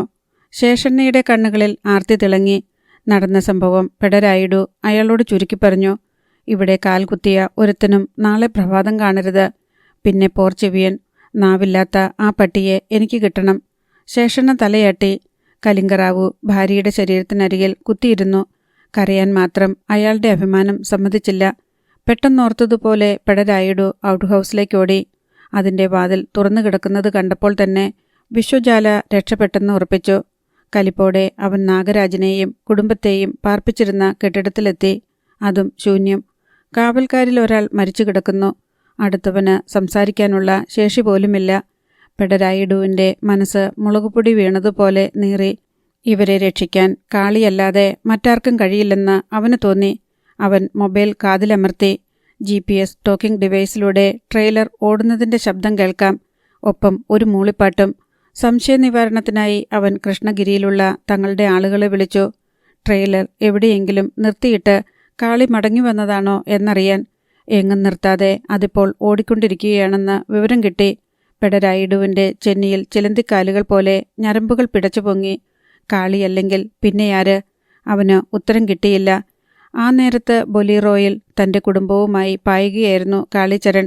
കുപ്പം കഴിഞ്ഞപ്പോൾ പെട്ടെന്ന് അവൻ്റെ ഫോൺ ശബ്ദിച്ചു. കാളി അതെടുത്ത് തോളിനും കാതിനും ഇടയിൽ അമർത്തിക്കൊണ്ട് ആക്സിലേറ്റർ ഞെരിച്ചു. പഴനിവേലിൻ്റെ ശബ്ദം ഫോണിലൂടെ ഒഴുകി വീണു. കാളി, രക്ഷപ്പെട്ടല്ലോ അല്ലേ? അവൻ മൂളി. നിങ്ങൾ അവിടെ നിന്ന് മടങ്ങിയല്ലോ? മടങ്ങി. പക്ഷെ വേറെ ചില സംഭവങ്ങളുണ്ടായി. അയാൾ എല്ലാം പറഞ്ഞു. കാളിക്ക് അത്ഭുതമായി. പോർച്ചെവിയൻ നാഗമ്മയെ കൊന്നു. പെടരായിഡുവിൻ്റെ നേർക്ക് തോക്ക് ചൂണ്ടിയതായി നിങ്ങൾ പറഞ്ഞ ആൾ ആരാ? അവൻ തിരക്കി. അതുമാത്രം ആർക്കും അറിയില്ല. പിന്നെ വിളിക്കാം. ഫോൺ പോക്കറ്റിലിട്ട് കാളി പിന്നെയും ബൊലീറോയുടെ വേഗത വർദ്ധിപ്പിച്ചു. എന്തു വിവരമാ കാളി കിട്ടിയത്? മഹിപാൽ യാദവ് അവനെ നോക്കി. അവൻ കാര്യം പറഞ്ഞു. മഹിപാൽ നേർത്ത പുഞ്ചിരിയോടെ തല കുലുക്കി. അവൻ ആരാണെന്ന് എനിക്കറിയാം. ആരാ? കാളിക്ക് ജിജ്ഞാസ. പോർച്ചെവിയൻ്റെ മകൻ. അത് സാറിനെങ്ങനെ അറിയാം? പോലീസല്ലേടാ ഞാൻ. ജീപ്പിൻ്റെ പിന്നിൽ നിറഞ്ഞ മൗനത്തിലായിരുന്നു മറ്റുള്ളവർ. ജീവൻ തിരിച്ചു കിട്ടിയെന്ന് ഇപ്പോഴും അവർക്ക് വിശ്വസിക്കാൻ പ്രയാസം. കരിമ്പിൻ തോട്ടത്തിലൂടെ പ്രാണൻ വാരിപ്പിടിച്ചുകൊണ്ടുള്ള ഓട്ടം. കരിമ്പോലകൾ കൊണ്ട് ശരീരം മുഴുവൻ മുറിഞ്ഞു നീർന്നു. എന്താ ആരും ഒന്നും മിണ്ടാത്തത്? ഇടയ്ക്ക് കാളി തിരിഞ്ഞു നോക്കി. ഓർക്കുമ്പം എല്ലാം ഒരു സ്വപ്നം പോലെ തോന്നുവാടാ. വനജ ദീർഘമായി നിശ്വസിച്ചു. എല്ലാവരും അവിടെ തീർന്നെന്ന ഞങ്ങൾ വിശ്വസിച്ചത്. അപൂർവയും പറഞ്ഞു. വിശ്വേച്ചിക്ക് ജ്ഞാനദൃഷ്ടിയുണ്ടെന്ന എൻ്റെ സംശയം. അതെന്താടി? കാളിക്ക് മനസ്സിലായില്ല. ചേച്ചി തീർത്തു പറഞ്ഞു. കാളിയേട്ടൻ വരുമെന്നും ഞങ്ങളെ രക്ഷിക്കുമെന്നും. നേരാണോടി? അവൻ വിശ്വജാലയോട് തിരക്കി. അത് പിന്നെ അവൾ മന്ത്രണം പോലെ അറിയിച്ചു. അങ്ങനെ വിശ്വസിക്കുമ്പോൾ ഒരു ധൈര്യം കിട്ടുമായിരുന്നു. കാളിച്ചരൺ നിലം തൊടാതെ പായിക്കുകയാണ് ബൊലീറോ. അവൻ്റെ ഡ്രൈവിംഗ് മികവിൽ അത്ഭുതപ്പെട്ടുപോയി മഹിപാൽ യാദവ്. ഈ രാത്രി തന്നെ പ്രധാനപ്പെട്ട കുറച്ച് കാര്യങ്ങൾ കൂടി ചെയ്തു തീർക്കാനുണ്ടെന്ന് കാളി ഓർത്തു. ആ നേരത്ത് പെടരായിഡുവിൻ്റെ നിർദ്ദേശാനുസരണം പോർച്ചെവിയനെ കസ്റ്റഡിയിലെടുക്കാനായി പായുകയായിരുന്നു DYSP ശേഷണ്ണയും സംഘവും. അയാളെ പെടരായിഡുവിന് ഹാൻഡ് ഓവർ ചെയ്യുമ്പോൾ കിട്ടാൻ പോകുന്ന സൗഭാഗ്യങ്ങളായിരുന്നു ശേഷണ്ണയുടെയും പോലീസുകാരുടെയും മനസ്സിൽ. എന്നാൽ ജീപ്പ് ഒരു കൊടും വളവിലെത്തിയതും വലതുഭാഗത്ത് മുൻഭാഗത്തെ ടയറിൽ എന്തോ വന്ന് കൊണ്ടതുപോലെ ഡ്രൈവർക്ക് തോന്നി. അടുത്ത നിമിഷം ജീപ്പിന്റെ ടയർ പൊട്ടിത്തെറിച്ചു. വെട്ടിത്തിരിഞ്ഞ് അത് ഒരു വശം ചെരിഞ്ഞ് റോഡിൽ വീണു നിരങ്ങി. പോലീസ് സംഘത്തിന്റെ ആർത്തനാദങ്ങൾക്കിടയിൽ റോഡിൽ തീപ്പൊരി ചിതറിച്ചുകൊണ്ട് അതൊരു പുളിമരത്തിൽ ചെന്നിടിച്ചു. അതിന്റെ ചില്ലുകൾ ഒടിഞ്ഞ് ശേഷണ്ണയുടെ ശരീരത്തിലേക്ക് വീണു. എവിടെയൊക്കെയോ ചെന്നിടിച്ച് അയാളുടെ തല പൊട്ടി ചോര ചീറ്റി. ജീപ്പിൽ നിന്ന് നിലവിളിയും ഞരക്കങ്ങളും മാത്രം ഉയർന്നു. സ്വയം പുറത്തിറങ്ങാൻ പോലും ആർക്കും കഴിഞ്ഞില്ല. തെല്ലകലെ മരത്തിനു പിന്നിൽ മറഞ്ഞു നിന്നിരുന്ന ഭഗവതിയപ്പൻ തന്റെ ടെലസ്കോപ്പിക് ഗണ്ണിൽ ചുംബിച്ചുകൊണ്ട് ഒന്ന് ചിരിച്ചു. NH-44 ഇഴയുന്നതുപോലെ നീങ്ങുകയായിരുന്നു സ്വർണ്ണ പൈപ്പുകളുമായി ട്രെയിലർ. ഇപ്പോൾ അത് ഡ്രൈവ് ചെയ്യുന്നത് വാസുകിയാണ്. കോയമ്പത്തൂരിൽ നിന്ന് വരുന്ന 100 കണക്കിന് ലോറികൾ എതിരെ പോയിക്കൊണ്ടിരുന്നു. പോലീസ് ഡ്രൈവർ വെള്ളയൻ ക്യാബിനിൽ ചാരിയിരിക്കുന്നു. ചീറ്റ മണിക്കുട്ടന്റെ മടിയിലേക്ക് തലവെച്ച് കിടക്കുകയാണ്. ഇടയ്ക്ക് ടോക്കിംഗ് ഡിവൈസിന്റെ വയറിളക്കിയിട്ട് മണിക്കുട്ടൻ ഫോണിൽ കാളിക്ക് വിവരങ്ങൾ കൈമാറി. പിന്നെ വീണ്ടും വയർ ഫിറ്റ് ചെയ്തു. കലിംഗറാവുവിന്റെ മകന് സംശയം തോന്നരുതല്ലോ. കാളിചരണിന്റെ കൂടെ പോകാൻ കഴിയാത്തതിന്റെ കുണ്ഠിതമുണ്ടായിരുന്നു മണിക്കുട്ടന്. ഏതാനും കിലോമീറ്റർ കഴിഞ്ഞാൽ വെള്ളയ്ക്കൽ ഫോറസ്റ്റ് ഏരിയയും കട്ടമേട് ചുരവുമാണ്. വാസുകി വണ്ടി ഇടത്തേക്കൊതുക്കി. ഇനി കാളി വന്നിട്ടേ പോകാവൂ എന്നാണ് പറഞ്ഞിരിക്കുന്നത്. മണിക്കുട്ടൻ ടോക്കിംഗ് ഡിവൈസിന്റെ വയർ വീണ്ടും വേർപെടുത്തി. ഒന്നും മിണ്ടാതിരിക്കുമ്പോൾ ഏതാണ്ട് പോലെ വാസുകി തലയാട്ടി. ശേഷം നേരത്തെ വാങ്ങിവെച്ചിരുന്ന മിനറൽ വാട്ടറിന്റെ ബോട്ടിൽ തുറന്ന് വായിലേക്ക് കമിഴ്ത്തി. ചീറ്റ സീറ്റിൽ എഴുന്നേറ്റിരുന്ന് ചുറ്റും നോക്കി. നിനക്ക് വെള്ളം വേണോടാ? വാസുകി അവന്റെ തലയിൽ തടവി. നായ് ഒരു ശബ്ദം പുറപ്പെടുവിച്ചു. വാസുകി തന്റെ കൈക്കുമ്പിളിലേക്ക് കുറച്ചു വെള്ളം ഒഴിച്ചു പിടിച്ചു. ചീറ്റ അത് നക്കിത്തുടച്ചു. ജനിക്കുകയാണെങ്കിൽ വാസുകിയുടെ പട്ടിയായിട്ട് വേണം. മണിക്കുട്ടൻ ചിരിച്ചു. എന്താ സംശയം? എന്റെ അനുഭവം വെച്ച് നോക്കുമ്പോൾ മനുഷ്യനേക്കാൾ എത്രയോ ഭേദമാണ് നായ്ക്കൾ. നമ്മളോട് എന്തൊരു സ്നേഹമാണിവയ്ക്ക്. വിശ്വാസവും. നമുക്കും ഇവറ്റകളെ വിശ്വസിക്കാം. അവളുടെ ശബ്ദത്തിൽ ഒരു മാറ്റം മണിക്കുട്ടനറിഞ്ഞു. വാസുകി തുടർന്നു. എന്നാൽ മനുഷ്യനോ? വഞ്ചകർ. പേരിൽ മാത്രമേയുള്ളൂ മനുഷ്യത്വം. ഈ പറഞ്ഞത് കാളിയുടെ കാര്യമാണോ? മണിക്കുട്ടന് കുസൃതി തോന്നി. പോടാ അവിടുന്ന്. അവൾ അവന്റെ തോളിൽ ഒരടി കൊടുത്തു. അയ്യേ, പട്ടി വെള്ളം കുടിച്ച കൈകൊണ്ട എന്നെ അടിച്ചത് അല്ലേ? ചീറ്റ അപ്പോൾ ഒരു ശബ്ദം കൂടി പുറപ്പെടുവിച്ചു. അയ്യോ, നമിച്ചിരിക്കുന്നു. അങ്ങ് ക്ഷമിച്ചേര്. മണിക്കുട്ടൻ അതിനെ തൊഴുതു. ഡോർ ഒന്ന് തുറന്നു കൊടുക്ക് മണിക്കുട്ട. വാസുകിയുടെ നിർദ്ദേശം. അവൻ ക്യാബിന്റെ ഡോർ തുറന്നു. ചീറ്റ പുറത്തേക്ക് ചാടി. മണിക്കുട്ടനും വെള്ളയനും മുഖം ചുളിച്ചു. ചീറ്റ റോഡരികിലെ മയിൽക്കുറ്റിയിൽ പോയി മൂത്രമൊഴിച്ചു. ഈ മയിൽക്കുറ്റി ഇല്ലായിരുന്നെങ്കിൽ നായ്ക്കൾ എന്തു ചെയ്തേനെ? മണിക്കുട്ടന്റെ ചോദ്യം കേട്ട് വാസുകിയും വെള്ളയനും ചിരിച്ചു. ചീറ്റ തിരികെ വന്ന് ട്രെയിലറിൽ ചാടിക്കയറി. വാസുകിക്ക് മൃഗങ്ങളുടെ ഭാഷയറിയാമോ? വെള്ളയൻ അവളെ നോക്കി. ചീറ്റയെ മൂത്രമൊഴിക്കാൻ വിട്ടതാണ് കാര്യം. സംസർഗം. മണിക്കുട്ടനാണ് മറുപടി പറഞ്ഞത്. പെട്ടെന്ന് അവന്റെ ഫോൺ വൈബ്രേറ്റ് ചെയ്തു. കാളിയ. അവരോട് പറഞ്ഞുകൊണ്ട് അവൻ അറ്റൻഡ് ചെയ്തു. നിങ്ങൾ എവിടെയെത്തി? കാളിയുടെ ചോദ്യം. അവൻ സ്ഥലം പറഞ്ഞു. ശരി. മറ്റൊന്നും ചോദിക്കാൻ കഴിയും മുൻപ് കാളി ഫോൺ കട്ട് ചെയ്തു. 15 മിനിറ്റ് കൂടി അവർക്ക് കാത്തു കിടക്കേണ്ടി വന്നു. പിന്നിൽ നിന്ന് വന്ന ബൊലീറോ മുന്നിൽ കടന്നു നിന്നു. കണ്ണടയുന്നതുപോലെ അതിൻ്റെ ലൈറ്റുകൾ അണഞ്ഞു. കാളിയും മഹിപാലും ഇറങ്ങി. ട്രെയിലറിൽ നിന്ന് വാസുകിയും മണിക്കുട്ടനും വെള്ളയനും ഇറങ്ങിച്ചെന്നു. എതിരെ പോകുന്ന വാഹനത്തിന്റെ വെളിച്ചത്തിൽ മണിക്കുട്ടന്റെയും അപൂർവയുടെയും കണ്ണുകൾ ഒന്ന് കൂട്ടിമുട്ടി. മണിക്കുട്ട, കാളി തിടുക്കപ്പെട്ടു. നീയും വാസുകിയും കൂടി ഇവരുമായി പോകണം. പരമാവധി വേഗത്തിൽ. നേരം പുലരും മുൻപ് കേരളത്തിന്റെ അതിർത്തിയിലെത്തണം. കലിംഗറാവുവോ മകനോ ഒരിക്കലും ഇവരെ കണ്ടുപിടിക്കാൻ ഇടയാവരുത്. ഞാൻ പോയാൽ എങ്ങനാ? അവർ വന്ന് ട്രെയിലർ പരിശോധിച്ചാൽ, അല്ലെങ്കിൽ അവരുടെ ആളുകൾ ശ്രദ്ധിച്ചാൽ എന്നെ വണ്ടിയിൽ കാണണ്ടേ? നമ്മൾ രണ്ടുപേരുമല്ലേ അവിടെ നിന്ന് പുറപ്പെട്ടത്? മണിക്കുട്ടന് സന്ദേഹം. അത് ശരിയാണെന്ന് കാളി ഓർത്തു. കേട്ടുനിന്ന മഹിപാൽ ഒരു നിർദ്ദേശം വെച്ചു. വാസുകിക്കൊപ്പം വെള്ളയൻ പോകട്ടെ. അതും മതി. വാസുകിയും സമ്മതിച്ചു. മഹിപാൽ വഴിച്ചെലവിനുള്ള പണം വെള്ളയനെ ഏൽപ്പിച്ചു. തൽക്കാലം നിങ്ങൾ പത്തനംതിട്ട ജില്ലയിൽ കടക്കരുത്. അറിയാമല്ലോ, വിശ്വയുടെ പേരിൽ അവിടെ കേസുണ്ട്. കാളി ഓർമ്മിപ്പിച്ചു. അതൊക്കെ ഞാൻ ഹാൻഡിൽ ചെയ്തോളാം കാളി. വാസുകി ചീറ്റയുമായി ബൊലീറോയുടെ കോ ഡ്രൈവർ സീറ്റിൽ കയറി. വെള്ളയൻ സ്റ്റിയറിംഗ് വീലിനും പിന്നിലെത്തി. വെടിയുണ്ട പോലെ ബൊലീറോ ചീറിപ്പോയി. അത് കണ്ണിൽ നിന്ന് മറഞ്ഞപ്പോൾ കാളി മഹിപാലിനെ നോക്കി. സർ, ഞാൻ നേരത്തെ പറഞ്ഞ കാര്യം. നമ്മൾ വെള്ളയ്ക്കലെത്തുമ്പോഴേക്കും കാര്യം നടക്കും. അവർ വീണ്ടും യാത്ര തുടർന്നു. കാളിയാണ് ഓടിച്ചത്. അപ്പോൾ ഹോട്ടൽ റൂമിൽ നല്ല ഉറക്കത്തിലായിരുന്നു ജാക്സൺ അലിമാവോയും റോക്കി അലിമാവോയും. നിശബ്ദതയിലേക്ക് സെൽഫോൺ റിങ് ചെയ്യുന്ന ശബ്ദം മുഴക്കമായി വീണു. റോക്കിയാണ് ആദ്യം ഉണർന്നത്. കൈനീട്ടി അവൻ ബെഡ്റൂം ലാമ്പ് ഓൺ ചെയ്തു. ശേഷം ഫോൺ എടുത്തു നോക്കി. IG അപ്പാജി റാവു. ചേട്ടാ. അവൻ ജാക്സനെ വിളിച്ചുണർത്തി. എന്താടാ? അത്താഴത്തിനൊപ്പം കഴിച്ച കോണിയാക്കിൻ്റെ കെട്ട് അവന് ഇനിയും വിട്ടിട്ടില്ല. IG വിളിക്കുന്നു. റോക്കി ഫോൺ നീട്ടി. ജാക്സൺ പിടഞ്ഞുണർന്ന് അത് വാങ്ങി. സർ, ഇപ്പോൾ ഒരു ന്യൂസ് കിട്ടി. കാളി ഇവിടം വിട്ടിരിക്കുന്നു. കലിംഗറാവു എന്ന ഡോണിൻ്റെ ഏതോ ദൗത്യവുമായിട്ടാണ് അവൻ പോയിരിക്കുന്നത് കേരളത്തിലേക്ക്. ഏതു വെഹിക്കിളിലാണെന്ന് അറിയില്ല. ജാക്സന്റെ കണ്ണുകൾ കൂർത്തു. അപ്പാജി റാവുവിൻ്റെ ശബ്ദം പിന്നെയും കേട്ടു. നിങ്ങൾ പിന്നാലെ പോകുന്നതാണ് നല്ലതെന്ന് എനിക്ക് തോന്നുന്നു. ലഭ്യമാകുന്ന വിവരങ്ങൾ അപ്പോൾ ഞാൻ അറിയിച്ചോളാം. Thank you sir. അത് മതി.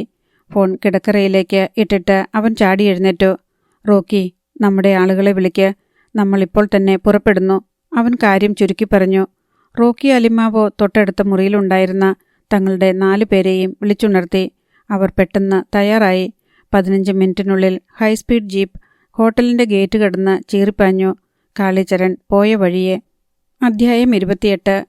റോക്കി അലിമാവോയാണ് ഹൈസ്പീഡ് ജീപ്പ് ഡ്രൈവ് ചെയ്തത്. 10 മിനിറ്റ് സഞ്ചരിച്ചു കാണും. പെട്ടെന്നവർ ബ്രേക്ക് അമർത്തി. മറ്റുള്ളവരും ആ കാഴ്ച കണ്ടു. പുളിമരത്തിലിടിച്ച് ചരിഞ്ഞു കിടക്കുന്ന ഒരു ജീപ്പ്.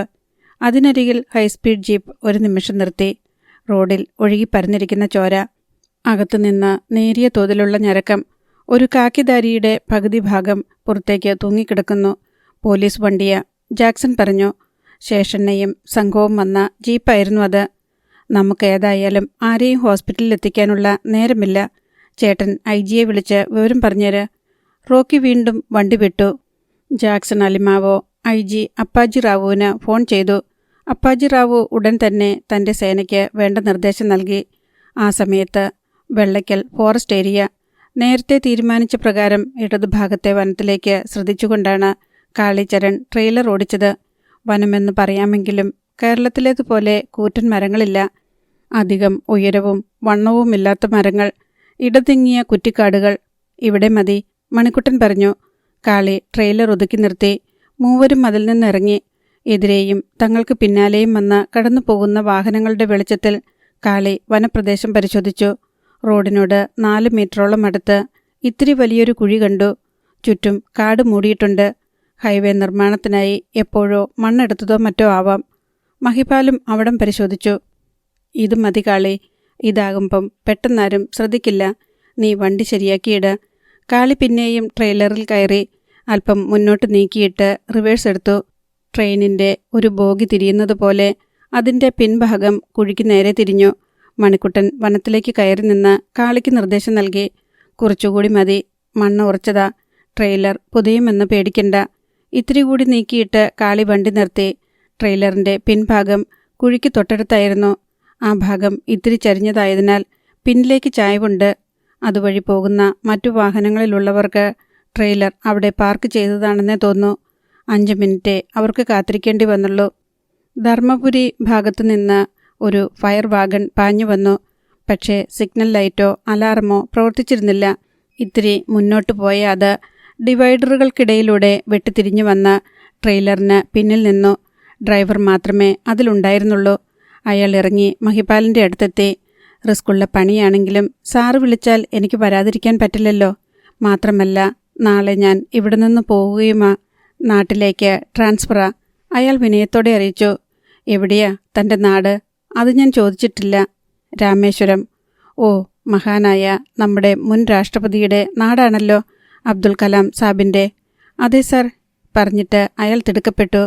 എന്താണ് സാർ ഞാൻ ചെയ്യേണ്ടത്? ഈ പൈപ്പുകൾക്കുള്ളിലേക്ക് ശക്തമായി വെള്ളം സ്പ്രേ ചെയ്യണം. അതിനുള്ളിൽ കുഴഞ്ഞുണങ്ങിയിരിക്കുന്ന മണ്ണും മറ്റും ഈ കുഴിയിലേക്ക് വീഴ്ത്തണം. മഹിപാൽ യാദവ് കൈ ചൂണ്ടി. ഡ്രൈവറുടെ നെറ്റി ചുളിഞ്ഞു. ചോദിക്കുന്നതുകൊണ്ട് ഒന്നും വിചാരിക്കരുത് സാർ. ക്ഷമാപണത്തോടെ അയാൾ തിരക്കി. ഈ പൈപ്പിനുള്ളിൽ എന്താ? അതോ പൈപ്പിനാണോ പ്രത്യേകത?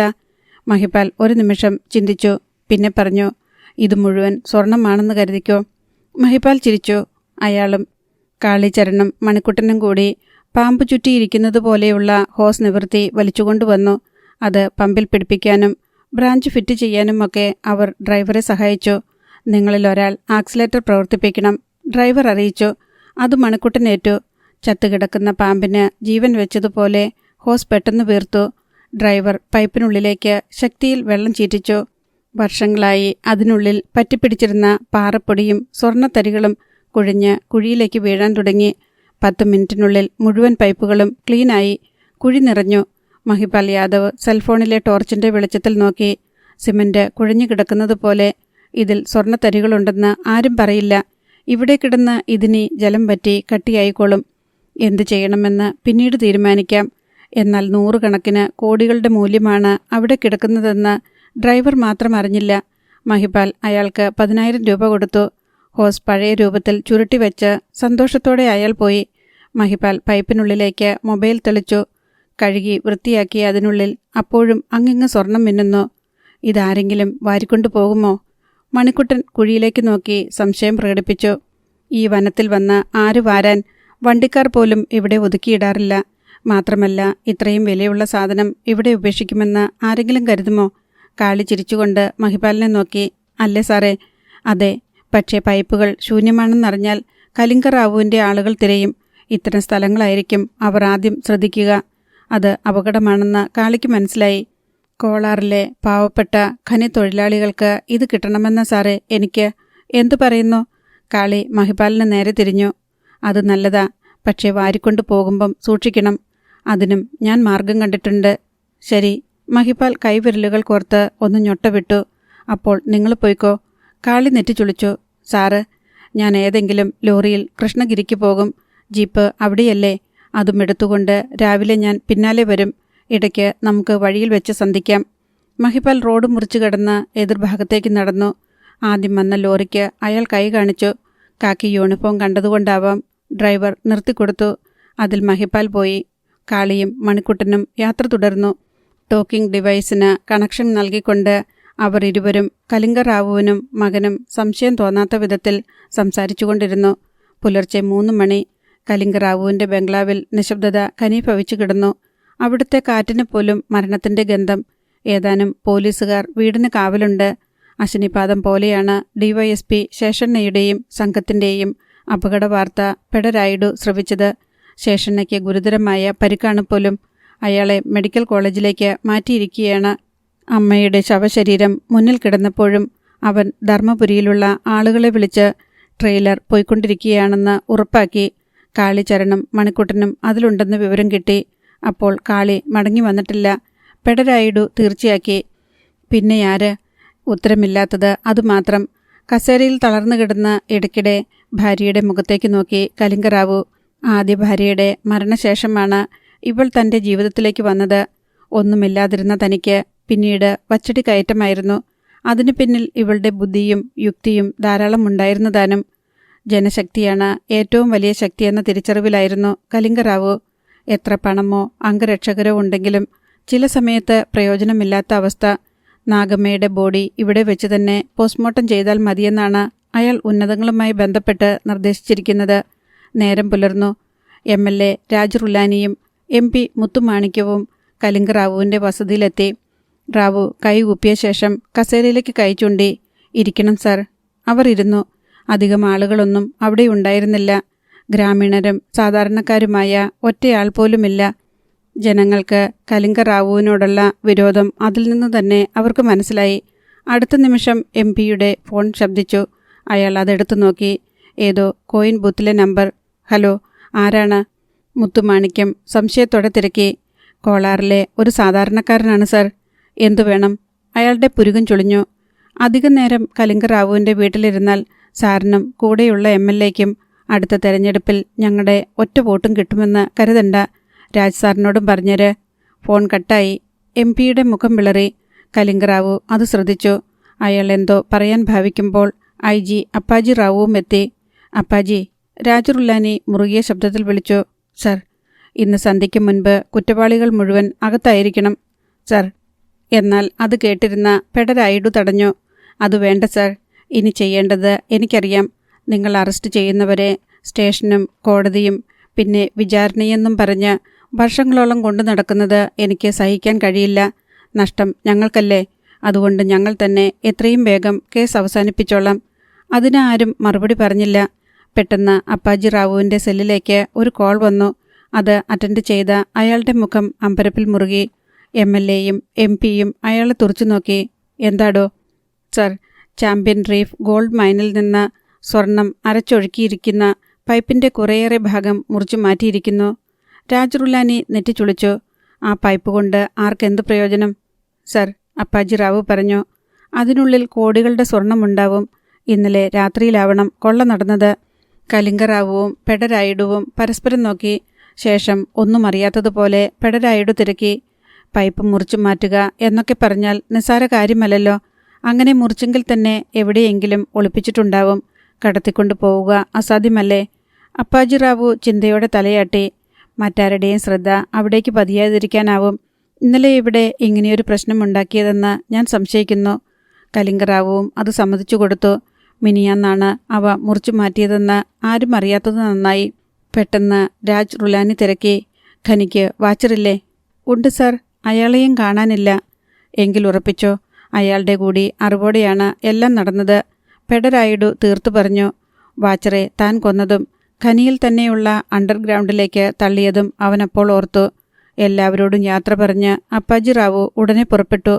സെൻട്രൽ ഗവൺമെൻറ്റിൻ്റെ അന്വേഷണം ഉണ്ടാകുമെങ്കിലും സംഭവം തൻ്റെ അണ്ടറിൽ നടന്നതിനാൽ എത്രയും വേഗം കുറ്റവാളികളെ കണ്ടെത്തണമെന്ന് അയാൾ തീരുമാനിച്ചു. അതിനായി ആദ്യം ചെയ്തത് ചെക്ക് പോസ്റ്റുകളിലേക്ക് മെസ്സേജ് നൽകുകയായിരുന്നു. കഴിഞ്ഞ രാത്രി ഒരു വാഹനവും പൈപ്പുകളുമായി പോയിട്ടില്ലെന്ന് അവിടെ നിന്ന് അറിയാൻ കഴിഞ്ഞു. പക്ഷേ നടുമൂർ ചെക്ക് പോസ്റ്റിൽ നിന്ന് ഒരു വിവരം കിട്ടി. മിനിയാന്ന് രാത്രിയിൽ ജപ്പാൻ കുടിവെള്ള പദ്ധതിയുടെ ഭാഗമായുള്ള കുറേ പൈപ്പുകളുമായി ഒരു ട്രെയിലർ കേരളത്തിലേക്ക് പോയിട്ടുണ്ട്. അതിൽ പക്ഷേ അപ്പാജി റാവുവിന് സംശയം തോന്നിയില്ല. കഴിഞ്ഞ രാത്രിയിലാണ് സംഭവം നടന്നതെന്നാണ് അയാളുടെ വിശ്വാസം. വിവരം പരന്നു. മീഡിയയും ജനങ്ങളും ഖനിക്ക് മുന്നിൽ തിങ്ങിക്കൂടി. അവിടുത്തെ നിയന്ത്രണം കേന്ദ്രസേനയും പോലീസും ഏറ്റെടുത്തിരുന്നു. മീഡിയക്കാരെ ഒഴികെ ആരെയും അകത്തേക്ക് കയറ്റിവിട്ടില്ല. IG അപ്പാജി റാവു നേരിട്ട് സ്ഥലത്തെത്തി. സാധാരണ മോഷ്ടാക്കളെ കൊണ്ട് കഴിയുന്ന കാര്യമല്ല ഇതൊന്ന് അയാൾക്കുറപ്പായി. പിന്നിൽ ശക്തരായ ആരെങ്കിലുമില്ലാതെ ഇതൊന്നും നടക്കില്ല. പെട്ടെന്ന് അയാൾക്കൊരു ബുദ്ധി തോന്നി. നേരത്തെ സ്വർണ്ണപ്പാറകൾ കയറ്റിക്കൊണ്ടു പോകാൻ ശ്രമിക്കുന്നതിനിടയിൽ ജനങ്ങളുടെ ശക്തമായ പ്രതിഷേധത്തെ തുടർന്ന് അറസ്റ്റിലായ 2 പേർ, ഈ ഖനിയുടെ തന്നെ ചെയർമാൻ കം മാനേജർ മുസൂരി കൃഷ്ണമൂർത്തിയും അണ്ടർഗ്രൗണ്ട് ഏജന്റ് ശിവരാമണ്ണയും. അവരെ ചോദ്യം ചെയ്താൽ തീർച്ചയായും ഇതിനുള്ള ഉത്തരം കിട്ടാതിരിക്കില്ല. കോളാർ വിട്ടുപോകരുതെന്ന നിബന്ധനയോടെ 2 പേർക്കും കോടതി ജാമ്യം അനുവദിച്ചിരുന്നു. അപ്പോൾ തന്നെ SI ശിവയോഗിയെയും കൂട്ടി അപ്പാജി റാവു ഓഫീസേഴ്സ് ഗാർഡനിലെ മുസൂരി കൃഷ്ണമൂർത്തിയുടെ വസതിയിലെത്തി. അയാൾ മാത്രമേ അവിടെ ഉണ്ടായിരുന്നുള്ളൂ. വാതിൽ തുറന്ന അയാളുടെ മുഖം കണ്ടപ്പോൾ തന്നെ മനസ്സിലായി. രാവിലെ തന്നെ അയാൾ മദ്യപിച്ചിരിക്കുന്നു. വരണം സാർമാരെ. പരിഹാസരൂപത്തിൽ മുസൂരി കൃഷ്ണമൂർത്തി ക്ഷണിച്ചു. സ്വർണ്ണ പൈപ്പുകൾ മുറിച്ചു മാറ്റിയതും ഞാനാണെന്ന ആരോപണമുണ്ടായിട്ടാണോ ആഗമനം? IG-യും SI-യും പരസ്പരം നോക്കി. കസേരയിലിരിക്കുന്നു മുസൂരി കൃഷ്ണമൂർത്തി. എന്നാൽ വന്നവരോട് ഇരിക്കാൻ പോലും പറഞ്ഞില്ല. പറഞ്ഞത് ഇത്രമാത്രം: കൂടുതൽ ചോദ്യം ചെയ്ത് നിങ്ങൾ ഇരു കൂട്ടർക്കും ബുദ്ധിമുട്ടുണ്ടാക്കണ്ട. ആ പൈപ്പുകൾ മുറിച്ചുകൊണ്ട് പോയതാരാണെന്ന് എനിക്കറിയാം. ആരാ? അപ്പാജി റാവു ഉദ്വേഗത്തോടെ തിരക്കി. ഇങ്ങനെ തിടുക്കപ്പെട്ടിട്ട് കാര്യമില്ല സാറേ. അയാളുടെ ഒരു രോമത്തിൽ തൊടാൻ പോലും നിങ്ങൾക്കാവില്ല. അത് ഞങ്ങൾ തീരുമാനിച്ചോളാം. നിങ്ങൾ ആളിനെ പറ. IG-ക്ക് നീരസമായി. അയാൾ ഇന്ന് കോളാറിൽ അവശേഷിക്കുന്ന ഒരേയൊരു ഡോൺ, കലിംഗറാവു. ശിരസിൽ ഒരു പ്രഹരമേറ്റതുപോലെ ഇരുവർക്കും തോന്നി. യെസ്, മുസൂരി കൃഷ്ണമൂർത്തി തുടർന്നു. അന്ന് ആ കണ്ടെയ്നർ നിറയെ സ്വർണ്ണപ്പാറകൾ കടത്താൻ ശ്രമിച്ചതും അയാളായിരുന്നു. എനിക്ക് എതിർക്കാൻ കഴിയുമായിരുന്നില്ലല്ലോ. എതിർത്തിരുന്നെങ്കിൽ ഇപ്പോഴും കണ്ടെടുത്തിട്ടില്ലാത്ത ശവങ്ങളുടെ കൂടെ ഖനിയുടെ താഴെയറ്റത്തെ സ്റ്റേജിൽ നിറഞ്ഞു കിടക്കുന്ന വെള്ളത്തിൽ ഞാനും ഉണ്ടായേനെ. അയാൾ എഴുന്നേറ്റ് ഒരു പെഗ് ബ്രാൻഡി കൂടി പകർന്നു കുടിച്ചു. പക്ഷേ നിങ്ങളിതൊക്കെ ഇപ്പോൾ തുറന്നു പറഞ്ഞത്? കാര്യം കണ്ടു കഴിഞ്ഞാൽ അയാൾ ഒരു പട്ടിയുടെ വില പോലും നമുക്ക് തരില്ലെന്ന ഉറപ്പുള്ളതുകൊണ്ട്. അപ്പാജി റാവുവിന് മിണ്ടാനായില്ല.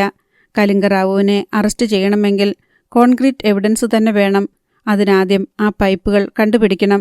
മുസൂരി കൃഷ്ണമൂർത്തിയോട് യാത്ര പോലും പറയാതെ അവർ ഇറങ്ങി. എവിടെയായിരിക്കും പൈപ്പുകൾ? അപ്പോൾ കാളിച്ചരനും മണിക്കുട്ടനും ട്രെയിലറുമായി സേലത്തിന് 30 കിലോമീറ്റർ അടുത്തെത്തിയിരുന്നു. രാത്രിയിൽ ടൗണിന് സമീപത്ത് എവിടെയെങ്കിലും തങ്ങണമെന്നാണ് അവരുടെ കണക്കുകൂട്ടൽ. പെട്ടെന്ന് അവർ ഒരു കണ്ടെയ്നർ യാർഡ് കണ്ടു. ധാരാളം കണ്ടെയ്നറുകൾ അവിടെ പാർക്ക് ചെയ്തിരുന്നു. അവരും അവിടേക്ക് കയറ്റി ട്രെയിലർ നിർത്തി. ഇനി വല്ലതും കഴിക്കണം. കാളിചരൺ ക്യാബിനിൽ നിന്ന് തറയിലേക്ക് ചാടി കൈകൾ വീശിക്കുടഞ്ഞു. പിന്നാലെ മണിക്കുട്ടനും ഇറങ്ങി. അച്ഛനും മറ്റും എവിടെയാണെന്ന് തിരക്കണ്ടേ കാളി? അവനൊന്നും മൂളി. പിന്നെ വാസുകിയുടെ നമ്പറിലേക്ക് വിളിച്ചു. അവർ കോയമ്പത്തൂർ അടുക്കാറായെന്ന് വിവരം കിട്ടി. അവിടെ നിന്ന് 26 കിലോമീറ്റർ പിന്നിട്ടാൽ വാളയാറിലെത്താം. കേരളത്തിലെത്തിയാൽ പിന്നെ പേടിക്കേണ്ട കാര്യമില്ല. കാളിക്ക് ആശ്വാസമായി. അവൻ ഫോൺ കട്ട് ചെയ്തിട്ട് ഒരു സിഗരറ്റ് കത്തിച്ചു. യാർഡിനരികിൽ ഒരു പഴയ ചായക്കടയുണ്ട്. ലോറിക്കാരെ മാത്രം ഉദ്ദേശിച്ചാണത്. അവർ അവിടേക്ക് നടക്കാൻ ഭാവിച്ചതും ഇരച്ചെത്തിയ ഒരു ഹൈസ്പീഡ് ജീപ്പ് വെട്ടിത്തിരിഞ്ഞ് കടയ്ക്ക് മുന്നിൽ നിന്നു. അതിൽ നിന്ന് ഇറങ്ങുന്നവരെ കണ്ടപ്പോൾ കാളിയും മണിക്കുട്ടനും നടുങ്ങിപ്പോയി. Jackson അലിമാവോയും Rocky അലിമാവോയും. അടുത്ത ഭാഗം നാളെ.